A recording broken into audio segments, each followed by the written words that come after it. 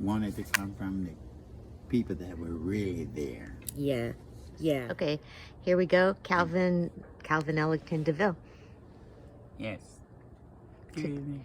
Yes, it's August 30th, year of our Lord 2021. And we're in the beautiful backyard, and we're talking about the teakwood garden. There we go. And we're talking about a family. Yes. So you remember the first time the book was going to be called The Reverend. What was his last name? Maxwell. Reverend Maxwell. Yeah, he didn't go to preacher school or anything. No, he didn't. Yeah. I mean, that's how you could like do it. Remind me of a James Baldwin. So who was he married to? Ophelia. He was married to Ophelia Maxwell. Okay. Yeah. And so how was she was related to you? She was my mother's best friend when they was going to school together. Oh, okay. So your mother knew Reverend Maxwell her whole life? She knew Ophelia. Ophelia. Like girlfriend, best friends. Yeah. So Shirley was, oh my God, I love Shirley Ellington. Yeah. So she was staying at their house just to... Yes. Yeah. Yeah, she was staying with them. Yeah. It's like my mother and her best girlfriend, they keep their kids when they working and things like that, you know. Yeah. And then she grew to like her, and she, as my mother, because she stayed with me for a little while, and my mom said, yeah.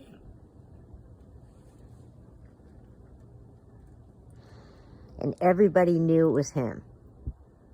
Everybody knows that 3,000% that it was him.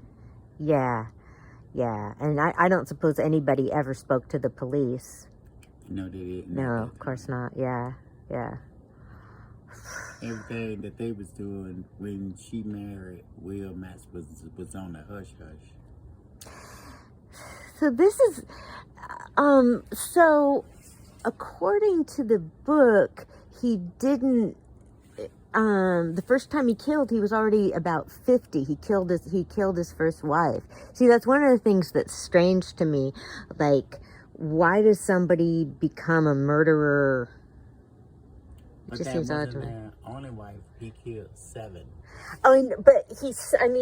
Unless there's more that are unknown, which is quite likely, he killed his first wife. That's the first recorded one that's known, is that, and he was already about 50 then. Yes. So yes, and then he married the neighbor who had been going to be a witness. Oh, this is something. And so he married the neighbor, and she died, and then her husband died. Yeah. Then the neighbor died. I mean, this guy just mowed people down. I can certainly see why people thought there was well, he mowed them down due to the fact because he had took out insurance policy. Right. That's why right. you see the fraud part on the front of the book, because he was taking out insurance policy and having someone to knock them off, and he paid them. Yeah. Or he knocked them off. He'd take out several insurance policies. So, what was it? Was it a rural town, or what was it like? It was like more in the country parts of. It was more country and woody. Yeah. And quiet and dark. Yeah. Wow. And I do believe that was Nicksburg, Alabama, where my sister was murdered. She was his last victim. Right. Before he Got needed killed to. in front of her casket. He was gunned down in front of her casket.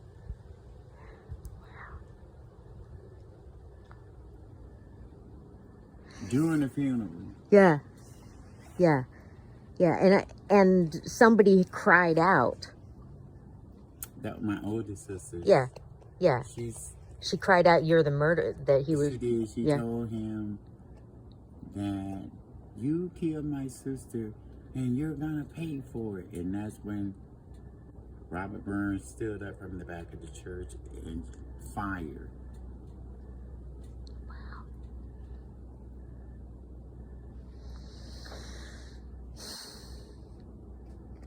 And actually, when Robert Burns shot him, he was already prepared for something to happen anyway, because when the police undressed him, he had on a bulletproof vest. Wow. So did he shoot him in the head? He shot him in the head. Yeah. Yeah. And he died in front of all of us.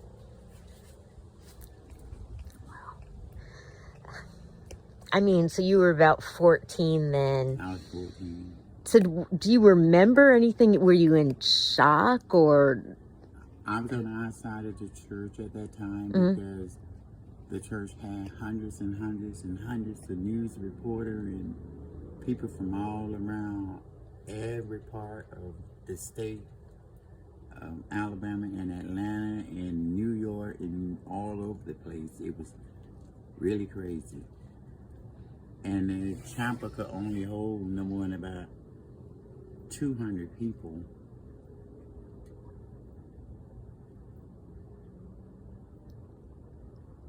But it was more than 200 there. It was like over 1,000 or more. Do you remember how you found out that she had died? Well, when my mother and grandfather came on a Saturday morning, it was a foggy day, and we all was at home, sleep, and he knocked on the door, banging.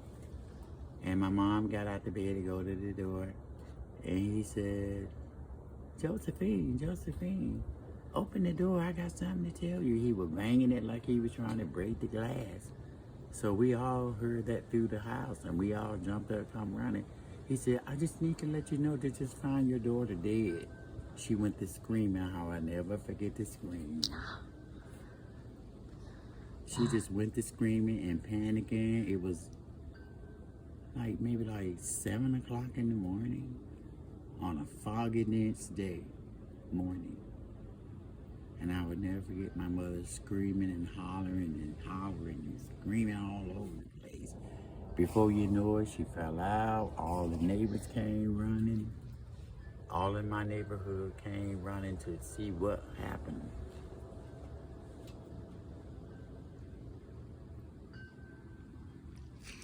And everybody knew.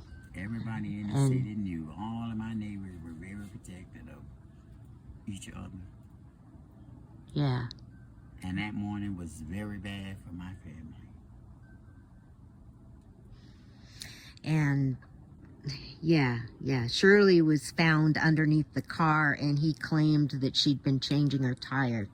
Exactly. That's exactly what really was, is that it was her birthday. She wanted to learn how to drive. He told her to take the car, but he let her take the car somewhere after midnight. Then he let her wander off, and then he followed her on a dark country road. Right. I know this. Right. Yeah. Then when she got stuck in a ditch or something, that's when he got out the car and he got her and strangled her to death and took her to another spot.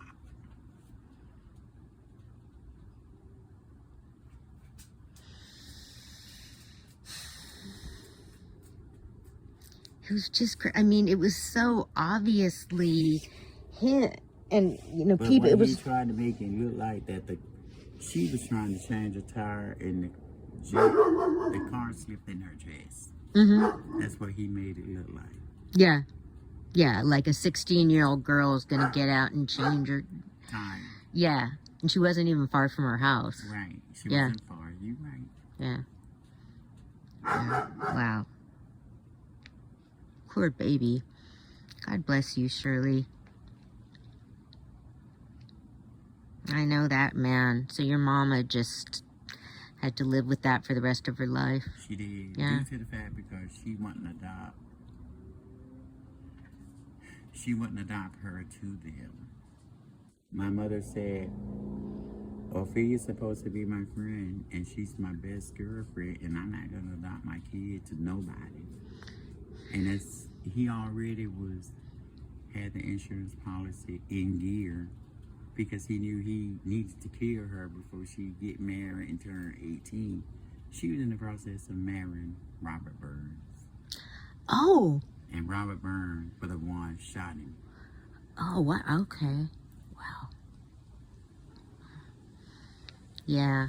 Yeah. I mean. And she was working at a hamburger place called Hardee's in the South. Her last check was there, and they were worried about her not showing up to work for a couple of days, and her check was there. And I see another location today where she worked. You were really close in age. Were you close to her? Uh-huh. Yeah. Yeah. Wow. So she didn't ever get to pick up that last check. Wow.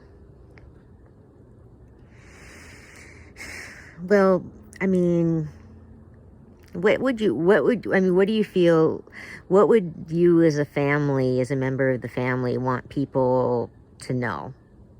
What I want people to know is to not tell people to watch your kids, because you don't know what type of question that they're asking them, and you don't know what's going to happen to your kid, because they can end up in a insurance policy that you may not know anything about, and then they let something happen to your kid. Then something happens to your kid and you don't know why. So people kill people for money, and you just have to be careful with letting people watch your child.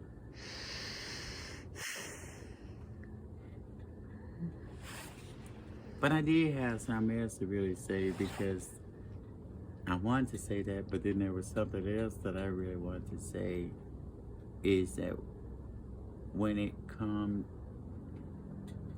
down to people dealing with your kids and they're closer, you don't know what them people are asking your kid.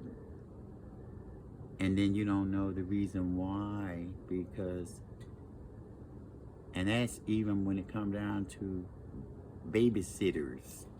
When babysitters come into your home and take care of your kids, you don't know what type of information that they after if you did not do a background check.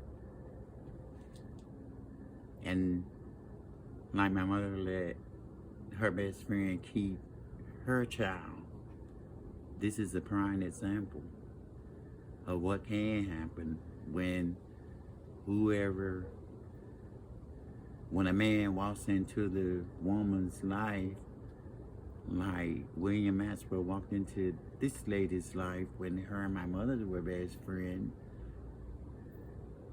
and then she didn't even know he was a murderer or he was in the voodoo.